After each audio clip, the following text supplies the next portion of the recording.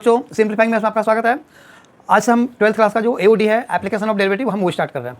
पहले थोड़ा सा मैं बेसिक बता देता हूँ। देखो, जैसे जितने भी ज्योमेट्रिकल फिगर्स हैं, जैसे सर्कल हुआ, रेक्टेंगल, स्क्वायर वगैरह, सिलेंडर, सब कुछ, उसमें जो जो डायमेंशंस होते हैं, जैसे रेडियस हुआ, हाइट हुआ, तो अगर एक चीज़ को तुम चेंज करोगे तो उससे रिलेटेड जो दूसरी भी चीज़ें हैं ना वो भी चेंज होंगी। जैसे फॉर एग्जांपल मान लो ये सर्कल है, ये सर्कल का रेडियस अभी 1 सेंटीमीटर है।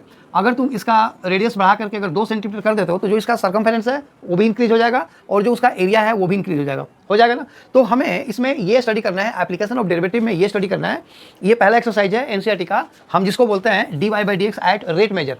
तो रेट मेजर में क्या है कि किसी भी ज्योमेट्रिकल फिगर का एक चीज़ का रेट ऑफ चेंज दिया होगा, उससे रिलेटेड जो भी चीज़ें हैं उनसे उनका वो रेट ऑफ चेंज पूछेंगे। जैसे इस क्वेश्चन में देखो, the radius of a circle is increasing at the rate of 3 centimetre पर सेकंड, यानी कि हर सेकंड में जो रेडियस है सर्कल का वो बढ़ जाता है 3 सेंटीमीटर। तो उसका सर्कमफेरेंस और एरिया किस रेट से बढ़ेगा, ठीक है ना। जैसे तुम लोगों ने देखा होगा कि अगर हम किसी तालाब में एक पत्थर फेंकते हैं तो उसमें वेव बन जाता है, वो सर्कल जो है वो बढ़ता रहता है।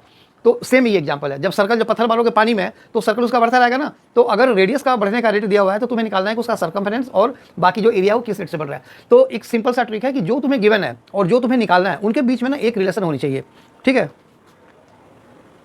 तो जो हमें गिवन है और जो हमें निकालना है उनके बीच में एक रिलेशन होना चाहिए। जैसे इधर since c is equal to 2πr।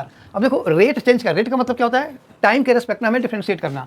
So implies dc/dt equal to 2π into dr/dt। देखो 2π तो कॉन्स्टेंट ऐसे रहेगा और रेडियस का डेरिवेटिव t के रेस्पेक्ट में, यानी कि टाइम, क्योंकि हमें रेट ऑफ चेंज निकालना है। अब इसमें पुट कर दो तो 2π इंटू, देखो dr/dt कितना दिया हुआ है, 3 सेंटीमीटर पर सेकंड।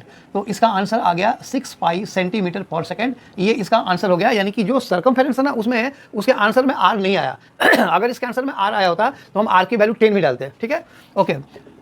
अब since area equal to pi R square, ठीक है ना। So this implies dA/dt equal to, यहाँ पे भी पाई कांस्टेंट है और आर स्क्वायर का हमें डेरिवेटिव टी के रिस्पेक्ट में निकालना है। तो ऑब्वियसली ये चेन के हिसाब से होगा।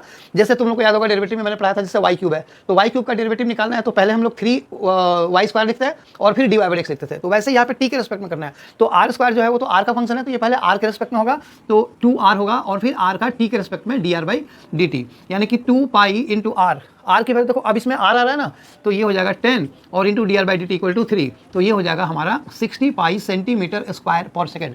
यूनिट ध्यान रखना, rate of change of area, तो एरिया में क्या होता है, सेंटीमीटर स्क्वायर या मीटर स्क्वायर, तो हमें वो लिखना है, ठीक है। सो ये हमारे इस दोनों पार्ट का आंसर हो गया। आई होप वीडियो समझ में आया। अगर आए तो इसे लाइक करो, शेयर करो और सब्सक्राइब जरूर करना। Thank you.